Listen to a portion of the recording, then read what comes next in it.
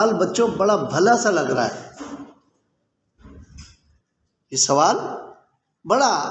بظاہر اچھا سا لگ رہا ہے کہ جناب دیکھیے نا، بڑے خیل خواہ ہیں قرآن کے، اور کہنا یہ ہے کہ جناب آپ کے پاس قرآن کافی شافی کتاب ہے، آپ کے پاس اللہ کی کتاب ہے، اللہ کا کلام ہے، اور کیا آپ کو یہ یقین نہیں کہ اللہ کا کلام مکمل ہے، اکمل ہے، اس میں کوئی کمی نہیں ہے، کوئی نقص نہیں ہے؟ آپ بھی کہیں گے، میں بھی کہوں گا، سبھی یہ کہیں گے جن کا قرآن پر ایمان ایقان ہے، وہ یہی کہیں گے کہ جناب ہمارا قرآن کے اوپر مکمل ایمان ایقان ہے کہ یہ مکمل و اکمل کتاب ہے۔ تو پھر اگلی بات وہ کہیں گے کہ جناب جب قرآن پر تمہارا ایمان اور ایقان ہے کہ یہ مکمل اور اکمل کتاب ہے اور ہر مسئلے کا حل اس میں ہے، تو پھر آپ قرآن ہی کو پڑھیں نا، پھر آپ قرآن ہی کو سمجھیں نا، پھر آپ قرآن سے باہر نہ نکلیں۔ وہ یہ کہیں گے،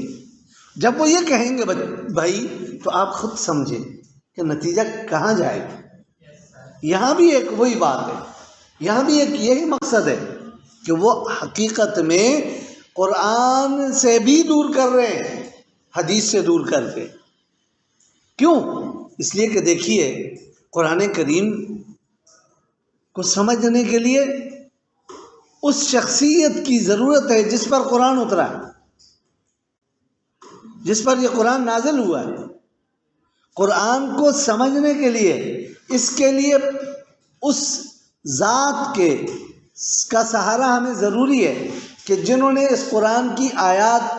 اس قرآن کے احکامات کو پریکٹیکل کر کے دکھایا ہے، اور وہ ان کا پریکٹیکل یا ان کا قول ہمارے لیے تشریع ہے، امت کے لیے شرع ہے، اور وہ پہلے شارع ہیں، اور وہی حقیقی شارع ہیں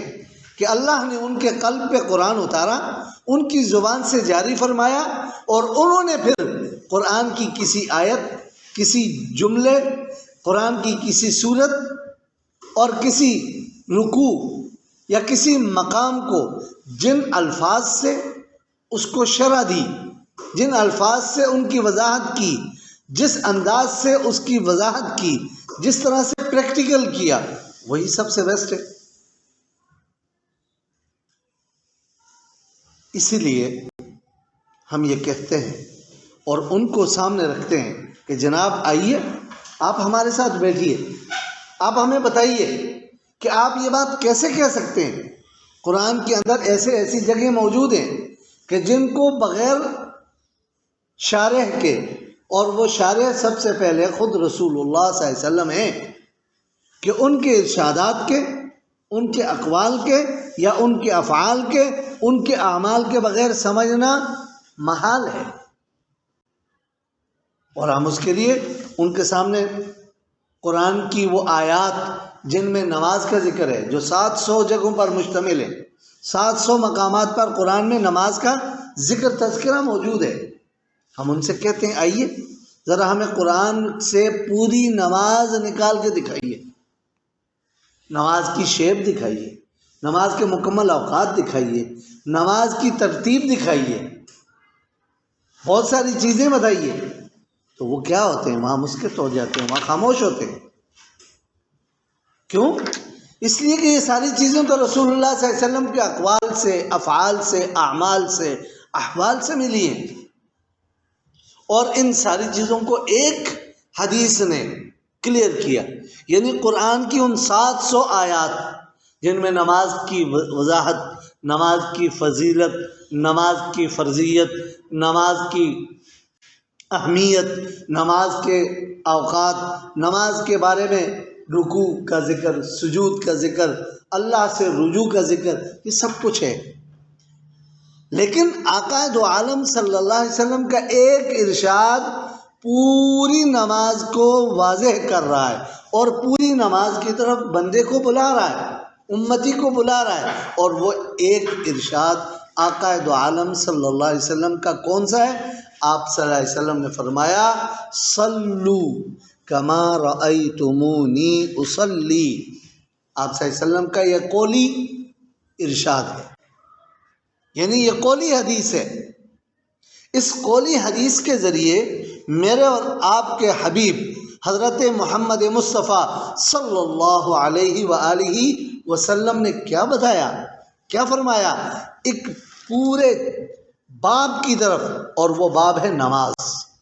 اس باب کی طرف بلایا اور بتایا کہ دیکھو جیسی نماز میں پڑھتا ہوں تم لوگ ویسی نماز پڑھو۔ اب جب آپ صلی اللہ علیہ وسلم نے نماز پڑھی ہوگی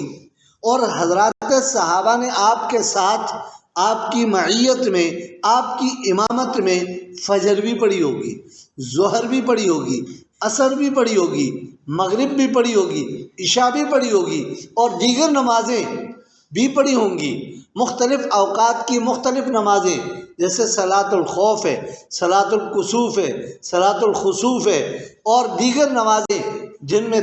آپ صلی اللہ علیہ وسلم نے پڑھی اور دوسروں کو پڑھنے کا فرمایا ہے، تہجد ہے، نوافل کی نمازیں ہیں، وتر واجب کی نماز ہے۔ تو ان ساری نمازوں کو کس نے؟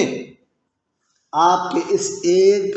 ارشاد نے، کہ جس کے ذریعے میرے اور آپ کے محبوب صلی اللہ علیہ وسلم نے واضح کیا، صلو کما رأیتمونی اصلی، تم ویسی نماز پڑھو جیسی نماز مجھے پڑھتے ہوئے تم دیکھتے ہو۔ جب حضرات صحابہ نے میرے محبوب کو، آپ کے حبیب کو، اللہ کے محبوب و حبیب کو نماز پڑھتے ہوئے دیکھا تو انہوں نے اس نماز کو کیا کیا؟ نقل کیا، اور پھر آگے اس کو بتایا، اور ہمیں وہ نماز پہنچی۔ آج الحمدللہ ہم اس نماز کو آسانی سے تلاش کرتے ہیں، قرآن کی ان آیات اور سرکار دو جہاں کے ان ارشادات کی روشنی میں ہمیں وہ پوری کی پوری نماز ملتی ہے، نماز کی شیپ ملتی ہے، نماز کی رکعات ملتی ہیں، نماز کے اوقات ملتے ہیں، نماز کی ہر چیز، نماز کے بارے میں فرائض، سنن، ہر چیز، مستحبات، واجبات، مکروہات اور مفسدات نماز، ساری چیزیں ہمیں کہاں سے مل رہی ہیں؟ حضرات رسول اللہ صلی اللہ علیہ وسلم کے اس ارشاد سے ہمیں واضح ہو رہی ہے۔